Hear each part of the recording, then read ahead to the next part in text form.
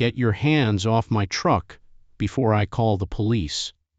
The words come out of the woman's mouth before she even looks at his face, and Andre Coleman freezes with his wrench still hooked around the bolt, rain hammering the tin roof of the shop so loud he almost doesn't hear the sob that follows right behind her anger. She is soaked to the bone. A little girl is pressed against her hip, small fingers knotted into the hem of her jacket, and the woman is looking at Andre now, really looking at him, like she is trying to decide whether the last hour of her life was a mistake or the only smart thing she has done in years. Drop the city you're watching from in the comments. I want to see how far this one travels tonight. And if this is your first time here, hit subscribe, because this story is going to sit with you long after it ends. The storm had rolled into Charlotte around 4 that afternoon, the kind of storm that turns gutters into rivers and makes grown men duck under gas station awnings like children.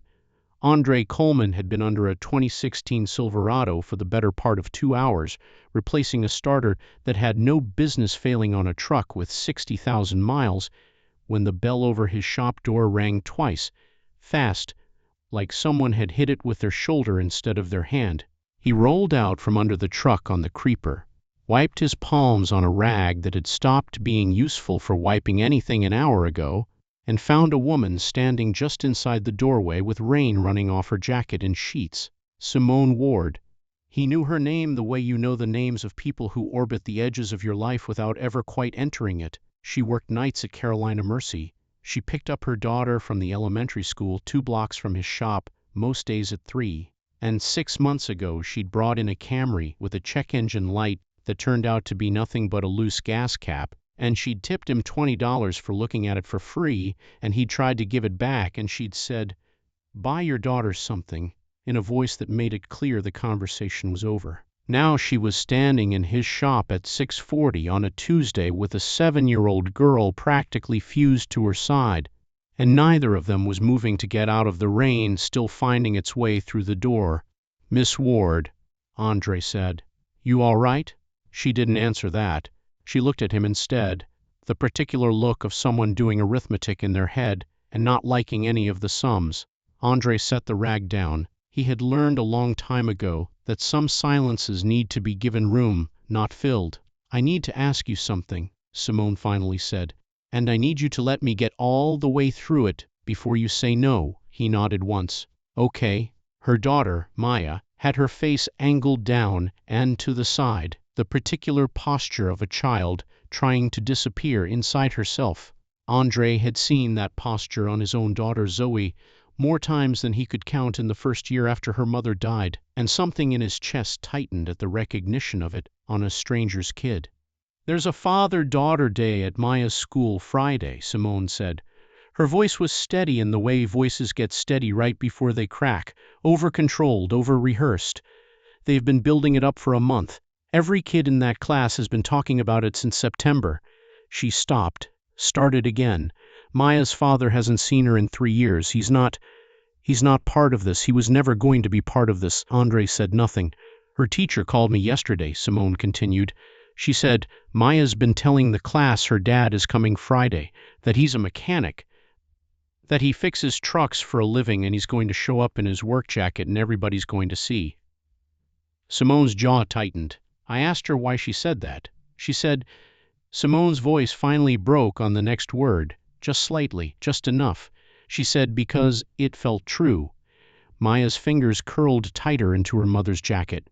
The shop was quiet except for the rain, and somewhere behind Andre, his shop hand Curtis clanking a socket wrench against a pan and then going suspiciously still, which meant he was listening to every word of this. "I'm not asking you to lie to her," Simone said quickly. "I'm not asking you to be something you're not.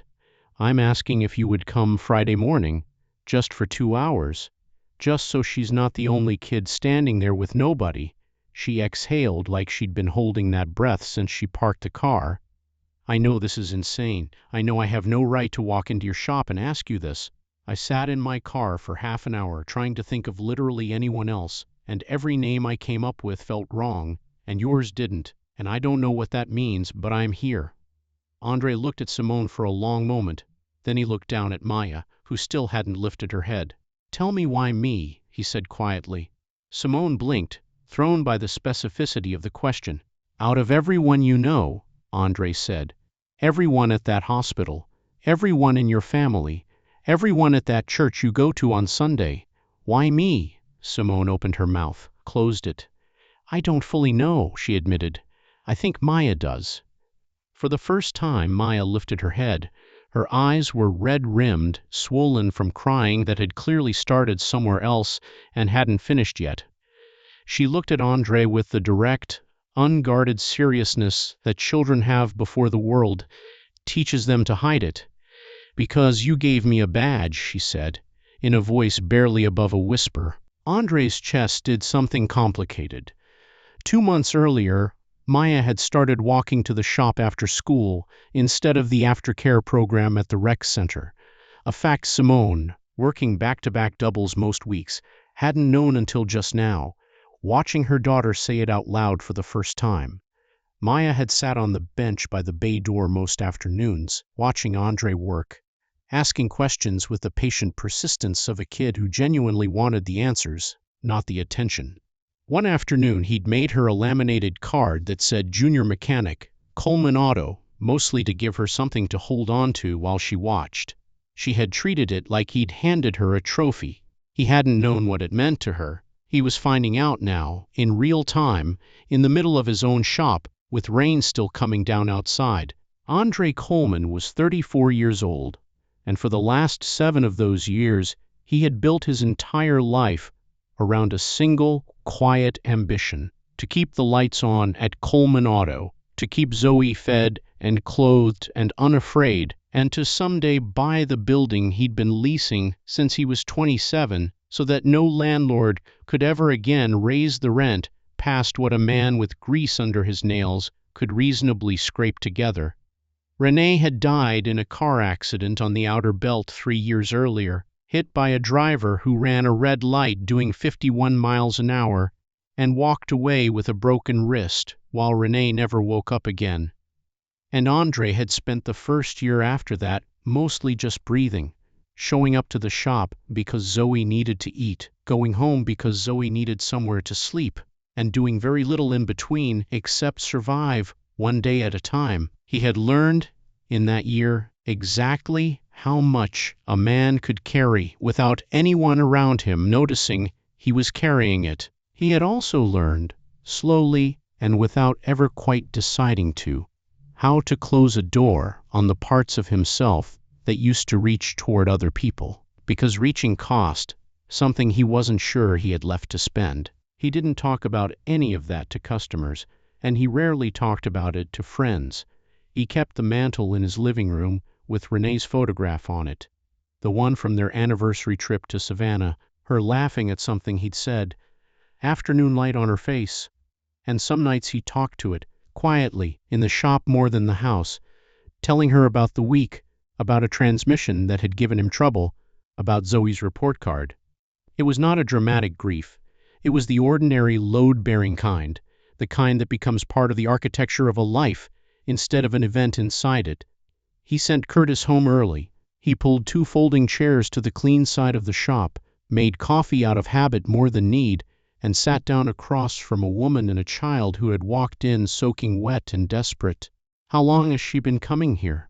Andre asked. "I thought she was going to the rec center," Simone said quietly. "I thought someone was watching her. I work doubles some weeks. I didn't know, since February," Maya offered, still not quite looking up. "February," Simone repeated, and something in her face folded in on itself, the particular guilt of a parent discovering a gap in the fence she thought she'd built. "Why didn't you tell her?" Andre asked Maya gently. Maya shrugged one shoulder. "You didn't say I couldn't." Andre almost smiled at that. It was true. He hadn't. He'd noticed the girl on the bench, noticed the backpack, noticed the water bottle, and had simply let her stay. Because turning away a child who wanted nothing more than to watch an engine come back to life had never once occurred to him as something a decent man does. "I gave her a juice box the first week," he told Simone. "She said thank you, and that was about it for the first month. Then one day she asked what I was doing to a brake line, and I told her, And she asked 3 more questions, and before I knew it, I was explaining caliper pistons to an 8-year-old who was taking mental notes. Simone looked at her daughter like she was seeing a second, separate version of her, one that had been living an entire private life 2 blocks from home. "She talks about you," Simone said quietly, looking down into her coffee. "Almost every night at dinner. Mr. Andre said this, Mr. Andre showed me that. I honestly thought some of it was made up. Kids embellish. But she'd come home with grease on her hands and a whole explanation of where it came from." She looked up. "Who is this man?" I kept thinking.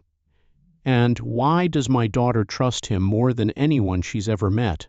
"I asked around about you," she admitted. "After the 2nd month, people in the neighborhood all said the same thing, that you were a good man, that you'd lost your wife, that you helped people without needing to make a production of it." She hesitated. "They also said you were lonely." Andre didn't argue with that. "Ava," he started, then caught himself. "Maya, can I ask you something?" She looked at him fully now, straight on, the way she'd apparently decided months ago was the correct way to look at him. "Why didn't you just ask me yourself?" A long pause. Long enough that Andre wondered if he'd crossed some invisible line. "Because what if you said no?" Maya said very seriously. That sentence hit somewhere deep and specific, and it took Andre a full 5 seconds to recover from it. "And what if I say no right now?" he asked, gently, testing it. "Then I'll be okay," Maya said, in a voice that was trying hard to mean it. "I've been okay before. 8 years old. I've been okay before." He looked at Simone, and Simone was looking at her daughter with the particular expression of a mother watching her child be braver than any child should have to be, pride and grief occupying the same square inch of her face. "Saturday," Andre said. Then he caught himself. "Friday." "What time does it start?" 9, Simone said, blinking like she hadn't quite believed it would happen. "I'll be there at 8:45. He stood, picked up his coffee. "And Maya," he said, "next time you want to ask me something, ask me yourself. You don't need to send your mother out in the rain." For the first time that evening, Maya almost smiled. He didn't sleep much that night. He sat in his kitchen after midnight with the light above the stove on, just that one small yellow light, the same one his wife Renee used to turn on when she came downstairs for water at 2 in the morning and didn't want to wake the whole house. He sat with his coffee gone cold and thought about what Friday was going to feel like, standing in a school gymnasium surrounded by real fathers, legal fathers, men whose names sat on birth certificates, and being the one who wasn't supposed to be there. The imposter. The man playing a role for 2 hours until the sun came up higher in the sky. He told himself it was simple. One event. He'd done harder things. Then he thought about the way Maya had said, "What if you said no?" And the way she'd said, "I've been okay before." And he knew something he didn't want to know. This was not going to be simple, because a child who shows up quietly and asks for nothing and builds her whole sense of safety around a man who gives her a laminated badge and explains brake lines, that child doesn't need a father for one morning. She needs someone who stays. And Andre didn't know yet whether whatever was left in him after everything he'd buried was enough to be that for someone. He had no idea. It was already so much more than one day. Friday came faster than Andre expected. He was up at 5:30 without an alarm, the way he always woke on days something was going to happen that he couldn't fully control. He made coffee, stood at the kitchen window watching the sky go from black to gray to the particular shade of blue that comes just before the sun commits to showing up, and thought about calling it off. He picked up his phone, set it back down, drank his coffee instead. At 7:15 he went upstairs and put on the good clothes. Not a suit. He didn't own one that fit right anymore. And showing up in an ill-fitting suit to a school gymnasium felt like the wrong kind of trying too hard. Dark slacks, a pressed white shirt, the charcoal gray jacket his sister had given him 2 Christmases ago that he'd worn exactly once to a church anniversary dinner and hung back up with the tag still feeling new. He looked at himself in the bathroom mirror for a long moment. He didn't look like a father. He didn't know what he looked like, actually. A man getting ready for something he didn't fully understand and couldn't quite back out of. That was the honest answer. He picked up his own daughter Zoe from her grandmother's on the way, because it hadn't occurred to him to leave her behind, and because some part of him suspected that Zoe and Maya would understand each other in a way most adults in that gymnasium wouldn't. He was right. The two girls fell into step beside each other in the school parking lot, like they'd known each other for years instead of minutes, comparing backpacks, comparing the exact shade of yellow on Maya's dress, already conspiring about something involving the dessert table. He knocked on Simone's door at 8:37. She opened it almost immediately, like she'd been watching the truck pull up from the window. She wore dark jeans and a cream-colored blouse, hair pulled back, the look of a woman who had spent a long time deciding what to wear and had finally chosen the thing that said, "I am not trying to be more than this moment requires." "You came," she said, just 2 words. But the relief underneath them, that she was clearly trying to hold back and not quite managing, told him everything about what the night before had looked like in that house. "I said I would." Maya appeared at the end of the hallway, in her yellow dress, white sneakers, hair in 2 puffs, the little laminated badge pinned proudly to her chest, catching the light from the front window. She stopped when she saw him, like she needed a second to make sure he was real. "You're early," she said. 8:45, he said.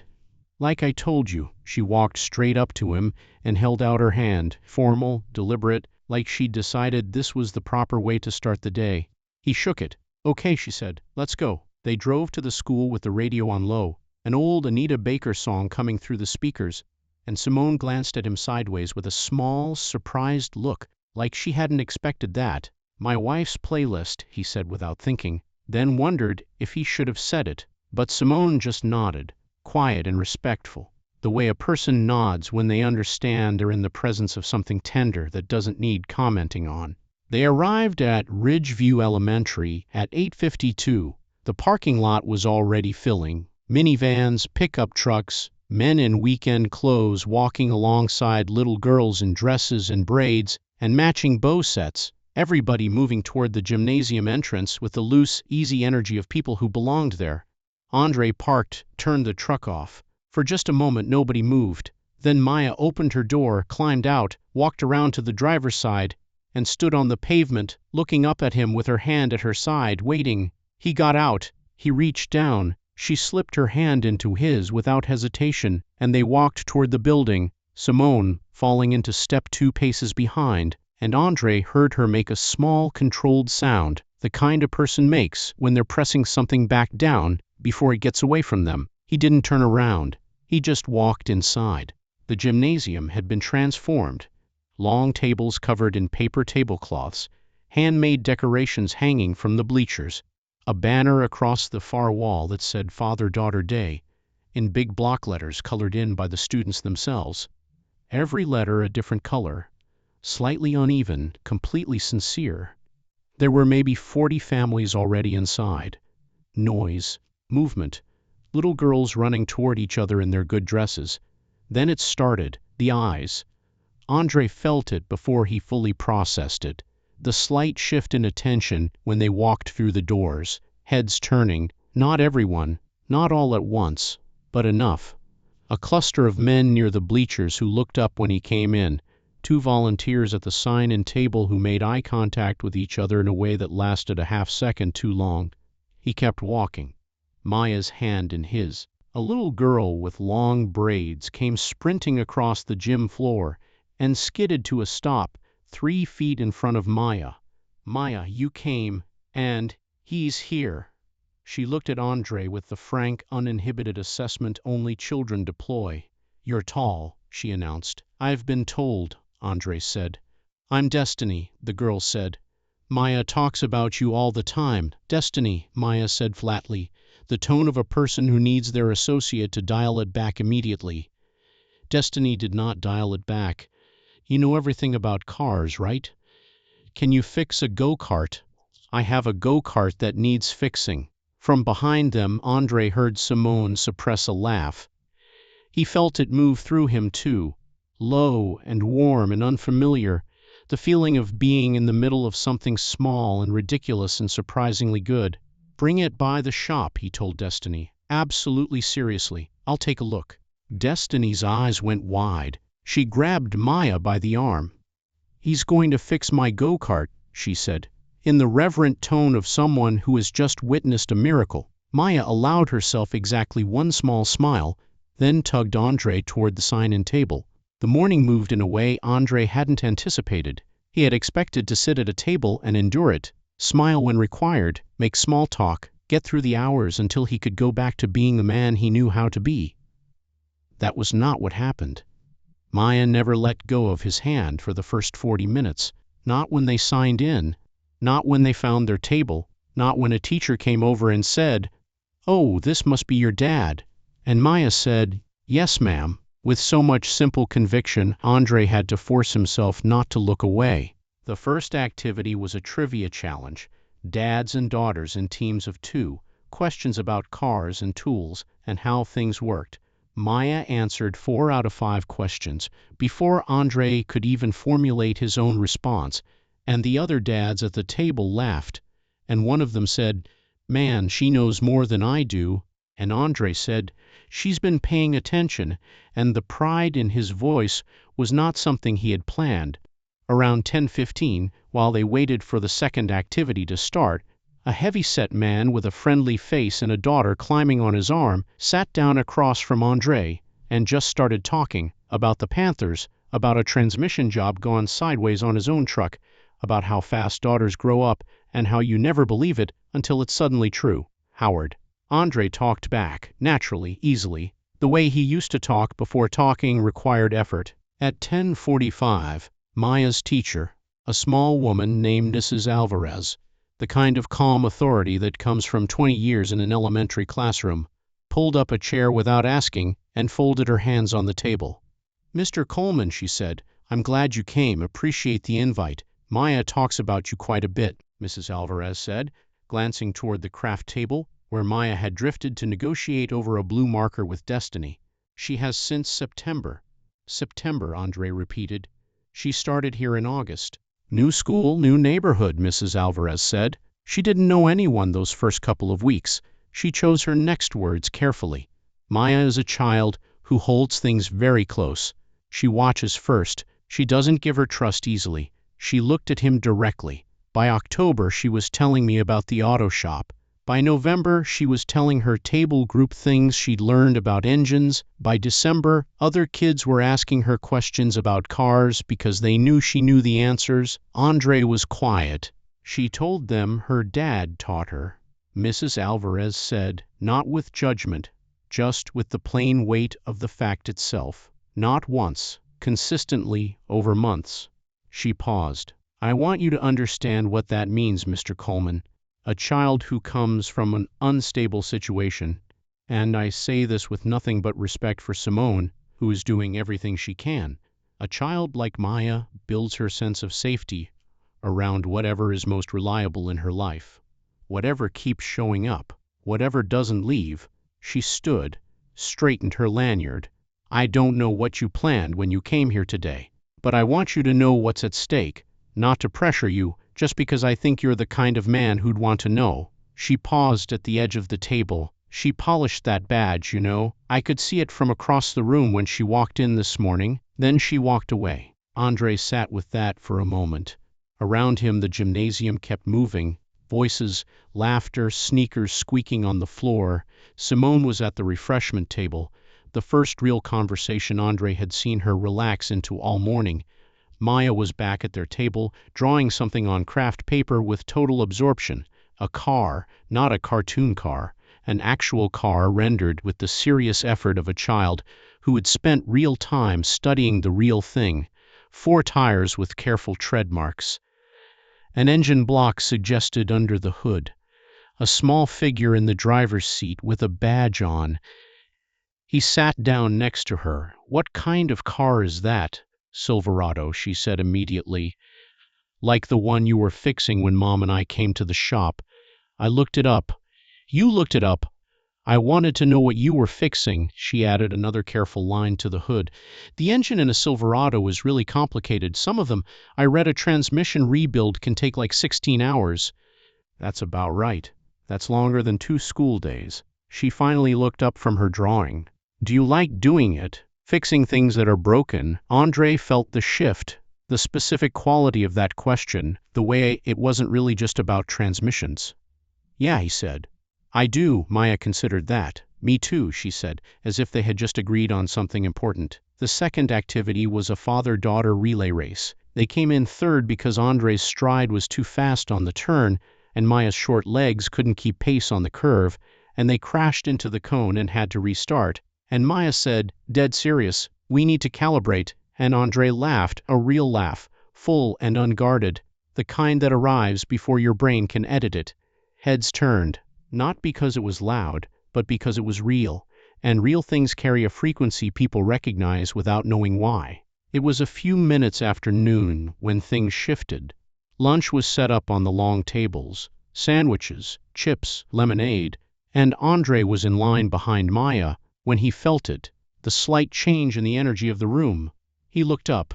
A man was standing at the gymnasium entrance. Not a father who'd arrived late. Andre could read that difference without thinking about it. But a man standing in the doorway instead of through it, scanning the room instead of entering it, wearing clothes put together with a little too much care for a school Saturday. Mid-30s, good-looking in a blunt, angular way, arms crossed, expression sharp with something Andre had seen on men before and knew the shape of.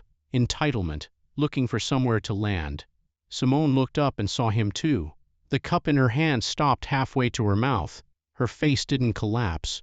It went still, the way a person goes still when their body recognizes a threat before the mind has finished processing it. Andre took a sandwich off the tray, put it on Maya's plate. Turkey or ham, actually? Ham, she said, not looking up. Good call. He straightened, turned casually, the way a man turns when he isn't rushing toward anything, and looked toward the entrance. The man was looking back at him now, not at Maya, not at Simone, at Andre, and his expression had shifted from scanning to something that had found what it was looking for and didn't like what it found. Andre held the eye contact. He didn't step forward. The man looked away first. Simone appeared at his shoulder, close enough to speak without carrying. That's Terrence, she said, voice flat and controlled, eyes on Maya's back. Maya's biological father, gone 3 years. I don't know how he found out about today. Does Maya know he's here? Not yet. A pause. Does she know him at all? Would she recognize him? Simone's jaw tightened. She was 2 when he left. She has one photograph she keeps in the back of her sock drawer. She's never talked about missing him, but she's never talked about not missing him either.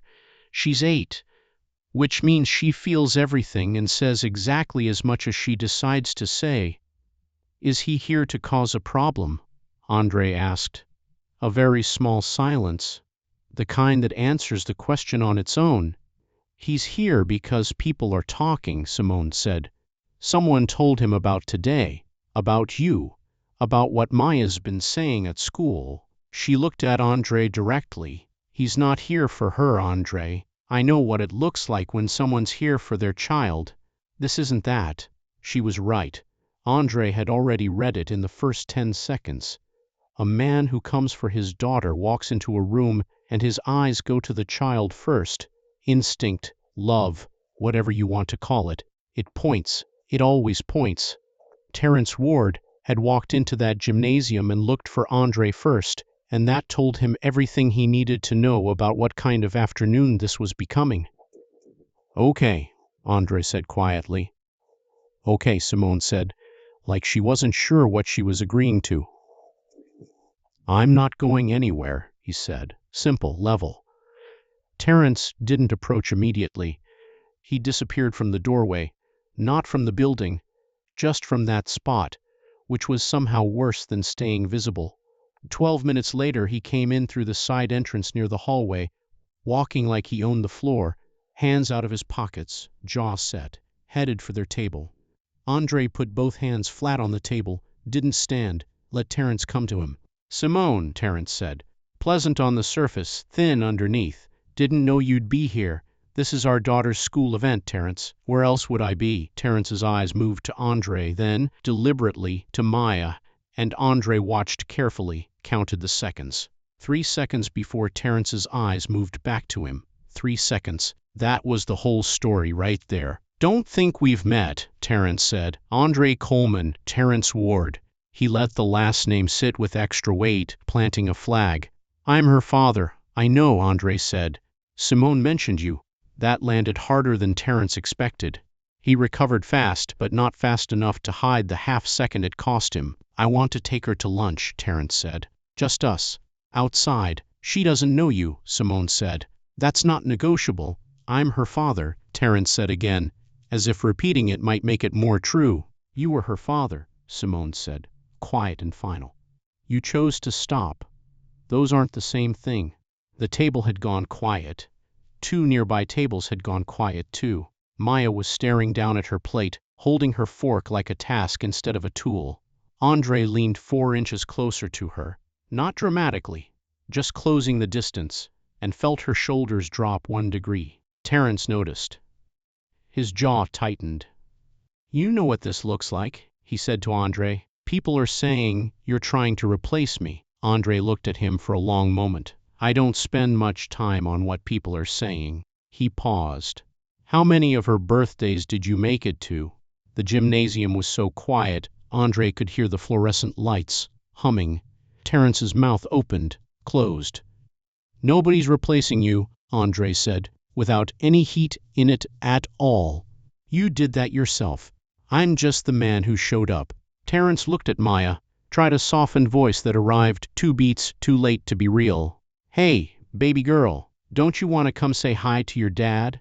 Maya lifted her head. She looked at Terrence, then at Andre, then back at Terrence and said, in the smallest and most certain voice in that gymnasium, no, thank you. 3 words. Polite, complete, devastating. Terrence stood there for 3 full seconds. Then he stepped back, and his expression moved through something complicated. Embarrassment, anger, something that might have been grief if it had ever been given time to grow, and he turned and walked toward the side exit and was gone. Destiny leaned in, whispering, Who was that? Nobody, Maya said, and picked her pencil back up. I'm finishing the engine block. Andre exhaled for what felt like the first time in 20 minutes.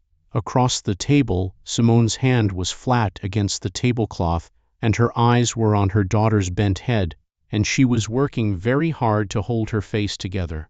She mouthed 2 words at Andre, thank you. Howard leaned over from the next table. That was well handled. I didn't do anything, Andre said. That's why it was well handled, Howard said. The afternoon resumed, gradually. The way things resume after something seismic passes through.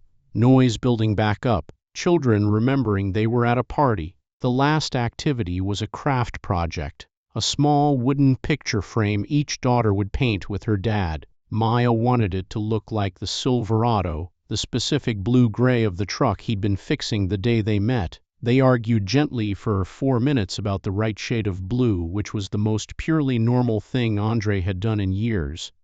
It was slightly crooked when they finished, and the blue wasn't quite right, and it was the best thing he'd made in 7 years.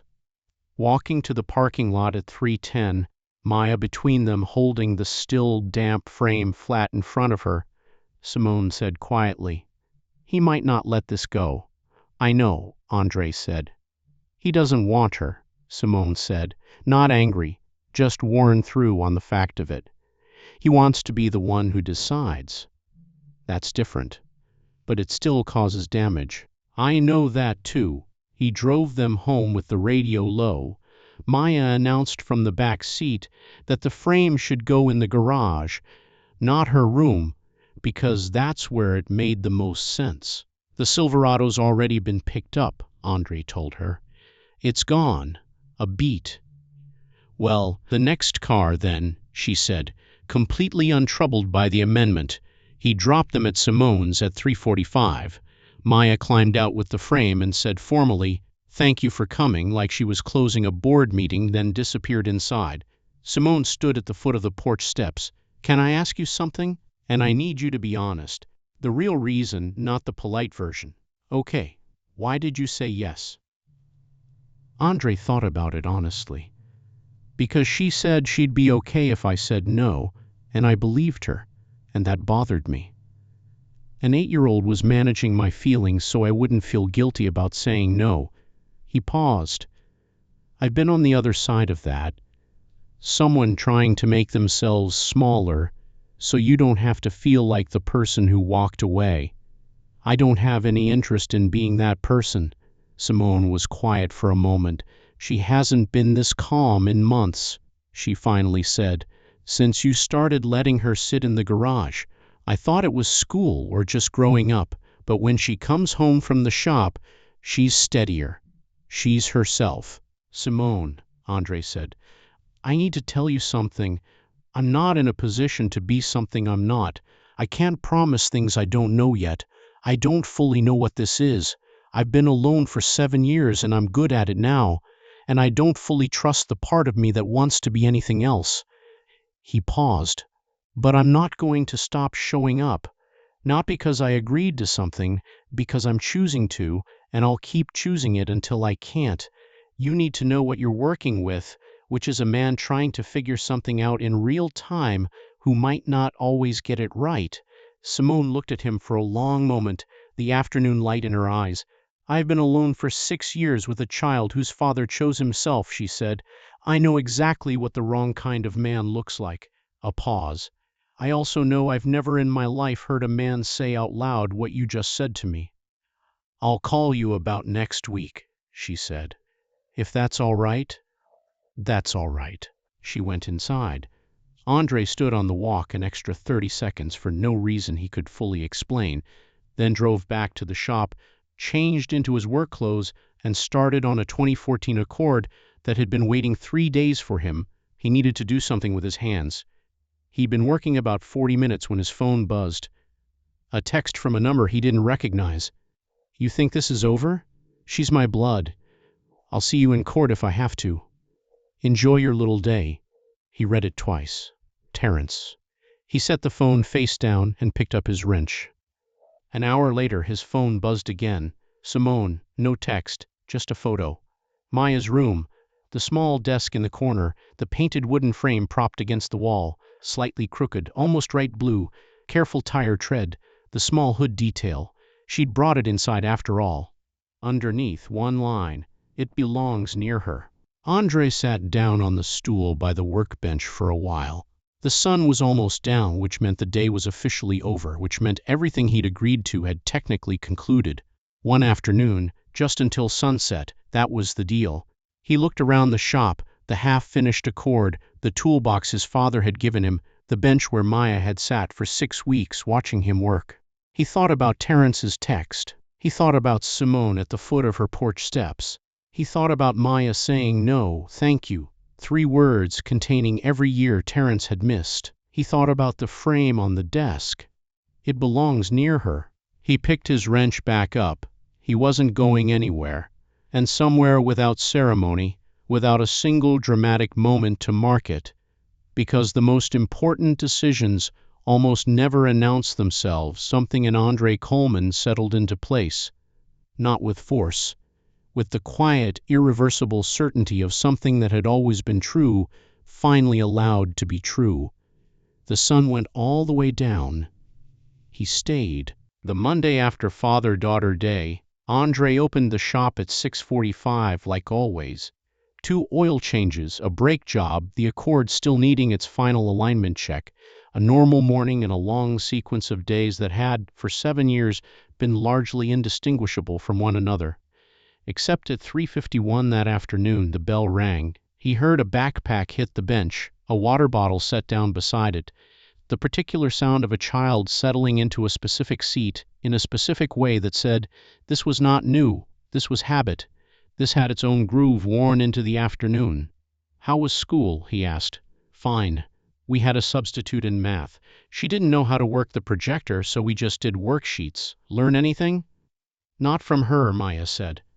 But I figured out that the angle of a wrench in a tight space is basically the same as the angle problems we did last week. So I learned that from you, technically, even though you weren't there. Andre almost smiled. That's called applied mathematics, I know.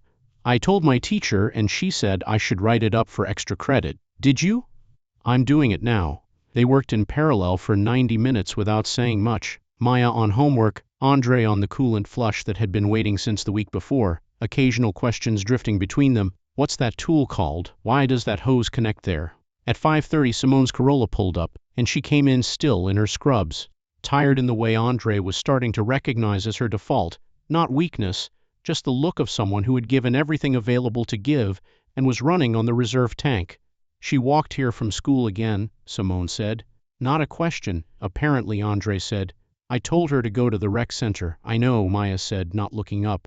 The rec center doesn't have anything interesting. Simone pressed 2 fingers to her forehead. I'll be back at 7. I have to pick up a prescription before the pharmacy closes. We'll be here, Andre said. Tuesday, nothing. Wednesday, Damien's, Terrence's, lawyer called Naomi's, Simone's phone at 9 in the morning. She told Andre about it Wednesday evening, still in her day shift scrubs, sitting on the bench where Maya usually sat, wrapping both hands around a coffee she'd brought him from the gas station on Route 9 because she'd remembered he took it black. He's filing for visitation rights, she said. His lawyer sent a letter yesterday. They're claiming, she chose her words carefully, that I've been deliberately alienating Maya from her biological father by allowing a non-related male figure to take his place in her life. The shop was very quiet. Non-related male figure, Andre repeated. That's you. That's me. He set down the wrench he'd been holding. What does your lawyer say? I don't have a lawyer, Andre. I'm a nurse working doubles to pay rent. Lawyers cost money I don't have. I know a man, Andre said. Robert Ellis, family law, member at my church. He does pro bono work for people in the community. He looked at her. I'll call him today, she stared at him. You don't have to do that. I know. I'm going to do it anyway. Drink your coffee. Robert Ellis agreed to a consultation that Friday evening. Andre drove Simone there because she'd told him she didn't need him to come, and he'd said, I know, and shown up anyway, and she'd stood at her front door with an expression he was starting to understand as her version of gratitude that had run too deep to translate into words. Robert was 62, deliberate, the kind of calm that comes from 4 decades of watching people at the worst points in their lives and still believing in the process. He listened without interrupting, asked 3 precise questions, then leaned back. The alienation claim is weak, he said. Terrence hasn't exercised any attempt at contact in over 3 years. Courts don't look favorably on a parent who disappears and then reappears asserting rights primarily in response to social circumstances rather than genuine desire for relationship. He paused. What they're really doing is using the filing to apply pressure. Common tactic. File something, make the other party feel like they're in jeopardy, see if they'll offer a deal that benefits you. What kind of deal? Simone asked. Hard to say without seeing the full filing. My guess, he wants something. Money, or the ability to say publicly he's involved, or some combination. Robert looked at Andre. You're the complicating factor from their perspective. The optics of a man who's been a consistent presence, invited by the mother, publicly identified by the child as a father figure, that actually strengthens Simone's position. It shows stability. He looked at both of them over his glasses. I have to ask the obvious question, what's the nature of your relationship? Because the answer affects my strategy. A silence settled over the office. Neither of them looked at the other at first. It's genuine, Andre finally said. And it's consistent. Whatever else it is, I can tell you those 2 things. Robert wrote something down. That's enough for me to work with. They drove back in the dark without saying much. At Simone's door, her hand on the handle, she asked quietly, That thing you said in there, did you mean it? I said it, didn't I?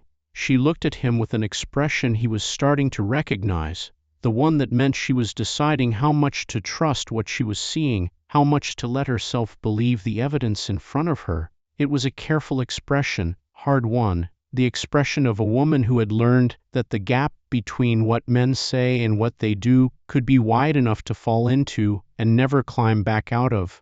Good night, Andre, she said, and went inside. Andre didn't sleep much that night either, but this time it wasn't dread keeping him up. It was something more complicated and less comfortable than dread, the particular mix of care and accountability, and the slow, terrifying awareness that he was building something with people who would feel it if he broke it.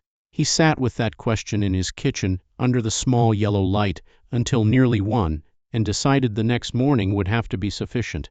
That was all any of it ever really was, the next morning and the one after that. 2 weeks later, Terence upped the pressure. He called Simone directly, no lawyer, and told her he wanted to meet in person. She agreed on the condition Andre would be there. They met at a diner on Blakely Street on a Saturday morning. Terence was already in a booth in the middle of the room, not the back, where privacy would have suggested something to hide, not the front, where the performance would have been too obvious. The middle. Someone had advised him well, or he was smarter than Andre's first read had given him credit for. He looked different than he had in the gymnasium doorway. Less armored, hands wrapped around a coffee he wasn't drinking. "I'm not going to waste your time with a long explanation," he said, looking at Simone first, then including Andre. "I came to that school because I was angry, and I want to be honest about what I was angry about, because I think I owe you both that." He looked down at the table. "I was angry because people were saying another man was raising my daughter. My first thought wasn't about Maya, it was about how that made me look." He paused. "I want you to understand what I just said. My first thought was about my reputation, not about her." Simone's jaw was working. Andre watched her hold it together. "Filing that lawyer letter was one of the worst things I've done in a while," Terence continued. "Using the legal system to pressure both of you, because I was embarrassed. Because looking at the two of you at that table, knowing what people in this town were saying, I felt replaced. And I turned that into aggression, and I aimed it at people doing what I never did." He looked at Andre. "You didn't steal my daughter, I abandoned her. Those are very different things, and I knew that before I ever walked through that gymnasium door." "Then why did you come?" Andre asked. "Because I'm selfish," Terence said plainly. "And being selfish is easy when you're not there. You can tell yourself whatever you need to from a distance. But I walked in, and I saw her look right through me like I was nobody, and I saw her look at you like—" He stopped, jaw tight, "like you were the whole world. And I had to make that someone else's fault, because making it my own fault in that moment would have destroyed me." Simone said, very quietly, "Terence, what do you actually want? Not from us. What do you want?" A long pause. "I don't know if I want to be her father," he admitted. "I know how that sounds, but I've spent a month trying to figure out if I want to be him, or if I just couldn't stand somebody else being him instead. I don't have a clean answer. I'm not going to pretend I do. At least that's the truth," Simone said. "I'm withdrawing the filing," Terence said. "Permanently. Ellis's office will have the letter by Wednesday." "Already withdrawn," Simone said. "3 weeks ago." "I know," he said, pushing the cup aside. "I just needed to say it in person, to make it real." He looked at both of them. "You're good for her, both of you. I can see that.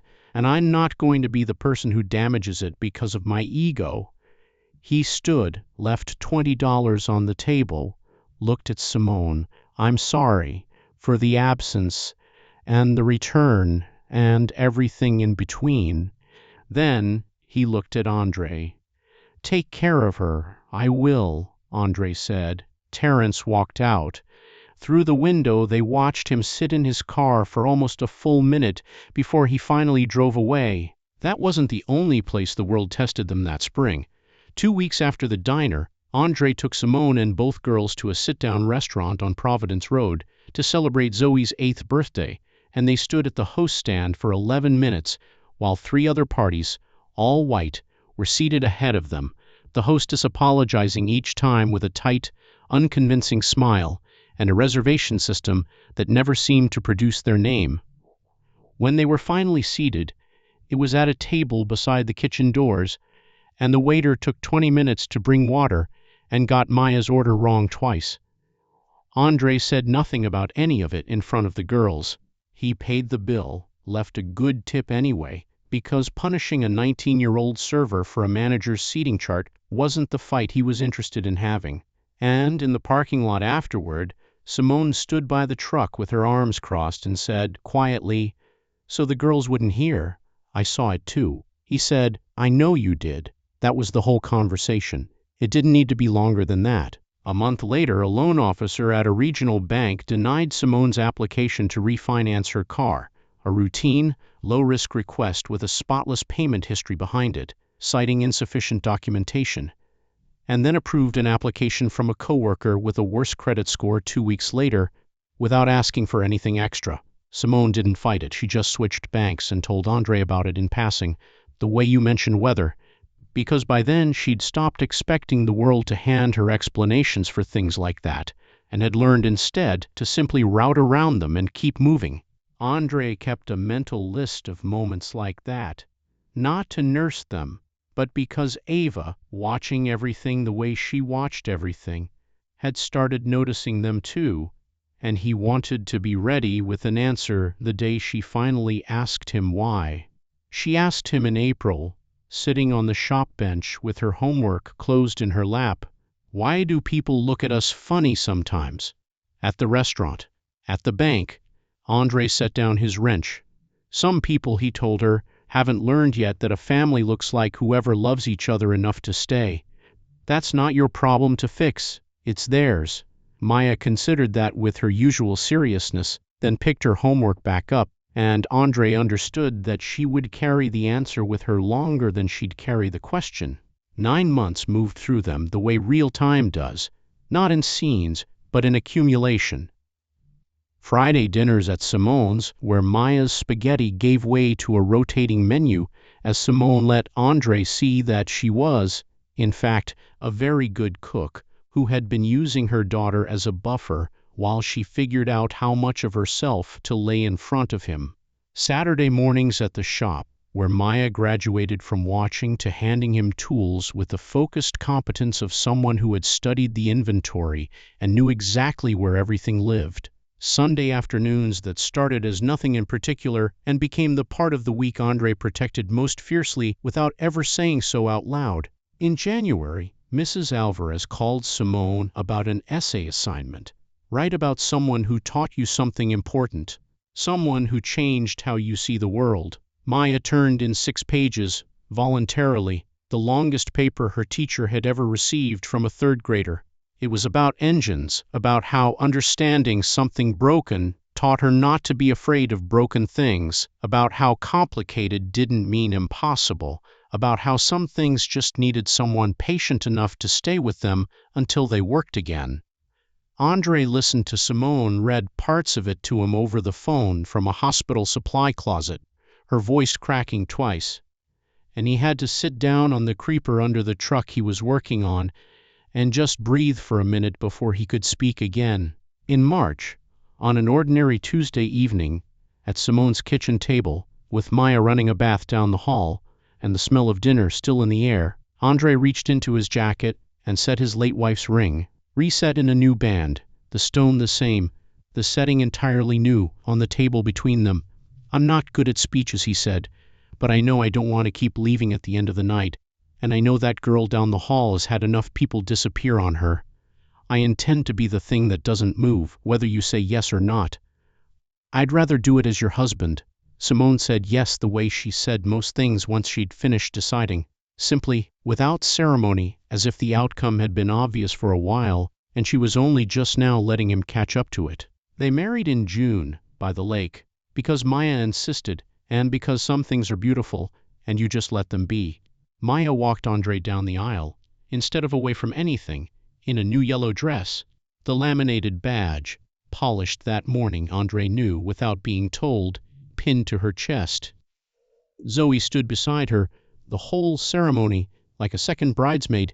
Nobody had officially appointed, but everybody understood, belonged there.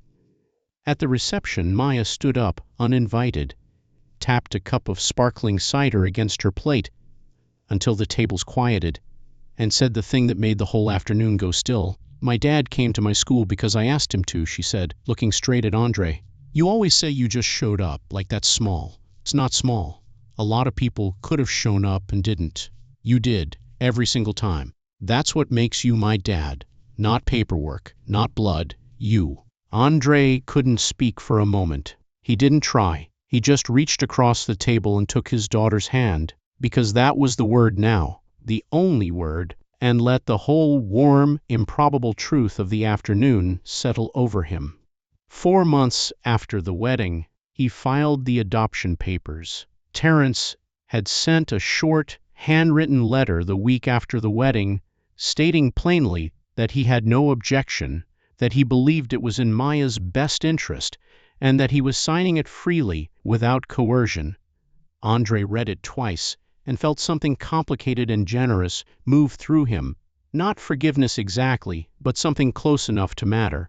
The adoption was finalized on a bright October morning, a year and 2 weeks after a soaked, terrified woman had walked into his shop and asked him a question no one had ever asked him before. When the judge said the words that made it official, Andre looked at the ceiling for exactly 2 seconds, and Maya, watching him with the clinical concern of a child who had learned a great deal about fixing broken things, took his hand and said, "It's okay, I've got you." They went back to the shop afterward, because of course they did.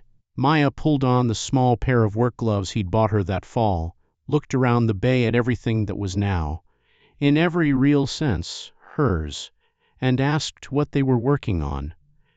"So we should have it done by dinner," she said once he told her. "Probably. Good," she said, "because it's Friday and Mom's making the chicken you like."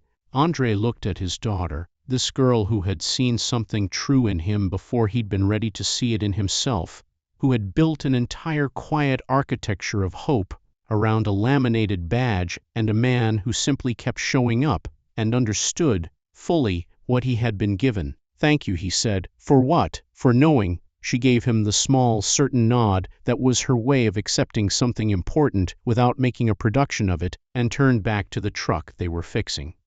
By the following spring, 1 year into the marriage, the shop had grown enough that Andre brought on a second full-time mechanic and started a Saturday morning youth apprenticeship program for neighborhood kids interested in learning the trade, an idea, everyone agreed, that had really started with a laminated badge given to one particular 8-year-old on a rainy afternoon 2 years earlier.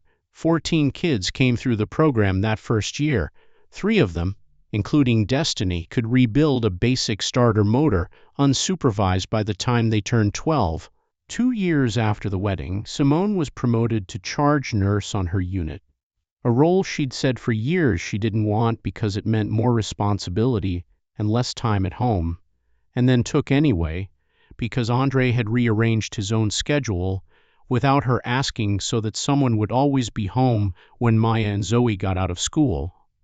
Zoe, for her part, had never once treated Maya as anything other than her sister, correcting anyone, teacher, classmate, distant relative, who used the word stepsister within earshot, always with the same flat final tone Maya had once used on a man in a gymnasium doorway. "She's my sister. Full stop." Terence sent a card on Maya's 9th birthday, and another on her 10th, brief and careful, never asking for more than the space Maya was willing to give him, which over time became, slowly, a little more than none. Maya wrote back twice. Andre never discouraged it, and never pushed it. He had learned, by then, that some doors are better left unlocked than either flung open or bricked shut, and that a child gets to decide, in her own time, how much room she wants to leave for the people who once let her down. 3 years after the wedding, Coleman Auto opened a second base specifically for the youth apprenticeship program, funded in part by a small community grant Simone had spent an entire weekend helping Andre apply for, staying up past midnight formatting spreadsheets at the kitchen table, while Maya proofread the mission statement and insisted, successfully, that the word patient be used at least once. 22 kids had come through the program by then. 2 of the earliest graduates were working part-time at other shops around the county, and one, a quiet boy named Marcus who'd shown up the same way Maya once had, sitting on the bench, watching, saying nothing for weeks, had started talking seriously about trade school. Andre kept a small corkboard by the register with a photo of every kid who'd come through the program, and by the 3rd year it had gotten crowded enough that he had to buy a second board. Simone, for her part, had been promoted twice more, and had started mentoring newer nurses on her unit the same unhurried, patient way Andre worked on engines, a fact Maya pointed out to both of them one evening at dinner with the flat satisfaction of someone who had noticed a pattern and wanted credit for noticing it. "You're both teachers," she informed them. "You just don't call it that," neither of them argued. Outside, on the October afternoon, the adoption was finalized. The light came through the bay door, long and gold and generous, the kind of light that makes ordinary things look important, because ordinary things are important if you're paying attention. Andre Coleman, to widower turned husband, mechanic turned father twice over, understood something standing in that shop that he would carry for the rest of his life. Family isn't built from blood or paperwork or the names printed on a birth certificate. It's built one Tuesday at a time, one Friday at a time. One ordinary act of staying when leaving would have been so much easier. He thought, standing there, about the version of himself who had stood in that same bay a year and a half earlier, listening to the rain, certain that whatever this was would end at sunset because that was the deal, that was all he'd agreed to. He thought about how wrong that version of himself had turned out to be, and how grateful he was for it. He thought about Renee's photograph on the mantel at home, the good eyes Maya had noticed the very first time she saw it, and understood, without any grief attached to the thought at all, that some part of Renee would have liked exactly what his life had become, not instead of her, alongside her. That was the only way any of it made sense, and it was the only way he'd come to believe that it needed to. If this story moved you, ask yourself the question it's really asking. How far would you go for a child who isn't yours by blood, but is yours by choice? What would you have done in that garage doorway, soaked to the bone, with nothing to offer but a question and a little bit of hope? If this story touched something in you, share it with someone who still believes good fathers exist, whether the paperwork says so or not. And leave a comment telling us which moment stayed with you longest, whether it was the badge, the gymnasium, or 3 quiet words from an 8-year-old girl, because stories like this one only travel as far as the people willing to pass them on.